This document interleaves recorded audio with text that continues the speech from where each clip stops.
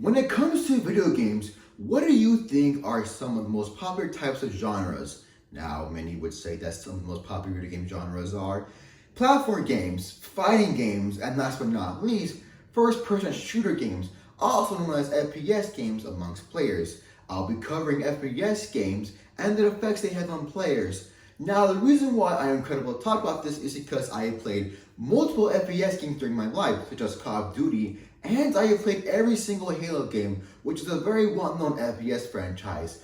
Today, I'll be talking about the positive and negative effects that FPS games have on players, and I will first be starting off with the pros. Now, FPS games have been shown to help people mentally and socially. First off, FPS games help improve players' cognitive skills along with other skills.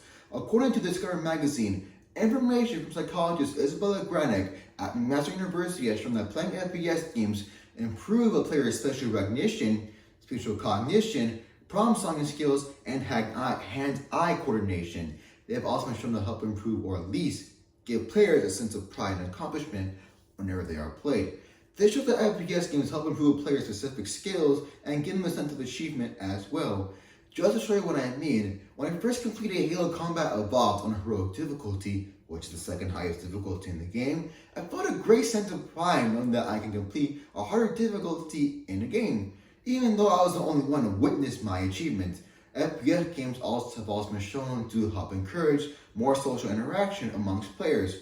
From Jordan Shapiro, who writes about game-based learning, which is at Temple University, uses his research from the American Psychological Association to show that almost 7% of players who play FPS games play with at least one friend, whether it's cooperatively or competitively. This shows that FPS games don't really change the way, don't change any social interaction amongst players. A point can also be made that during the COVID-19 pandemic, players weren't really affected by the way they had to communicate with their friends compared to someone who didn't really play video games. They still communicated online, so nothing really changed about them. Compare this to a person who doesn't play video games. They probably had to learn how to communicate from Zoom or Google Meets, which was initially difficult for everyone. Now that we've covered the positive effects of FPS games, let's cover the negative effects of FPS games. Some negative effects of FPS games are that they ruin people mentally and socially. FPS games have been shown to help, not help, but really ruin memory skills for people in the brain. According to the NPR, people who play FPS games for more than 19 hours have been shown to have decreased the amount of gray matter in the brain. Now, in case you don't know, gray matter are neurons in the brain that help create and learn memories. Now, a lack of gray matter can be bad, obviously, since it can result in a hippocampus that's not good at creating or learning new memories. FPS games have also been shown to increase negative behavior amongst players. According to Philip Boffey, who is an editor at Science Times, get this research from the perspectives on psychology science to show that people who play FPS games are more likely to have an increase in harsh behavior, although it may be a small amount. This shows that FPS games have potential to increase more harsh behavior amongst players. And being someone who has played FPS games, I can tell they confirm that I've experienced anger and more harsh behavior multiple times, whether because I kept on dying in one specific part of a level, if I got insults from the enemy team, or if I felt as if I should have killed a player in a multiplayer match. I had gotten angry multiple times to the point where I just wanted to throw my controller across the wall. It got that bad for me to the point where I need to realize I need to stop getting angry so easily.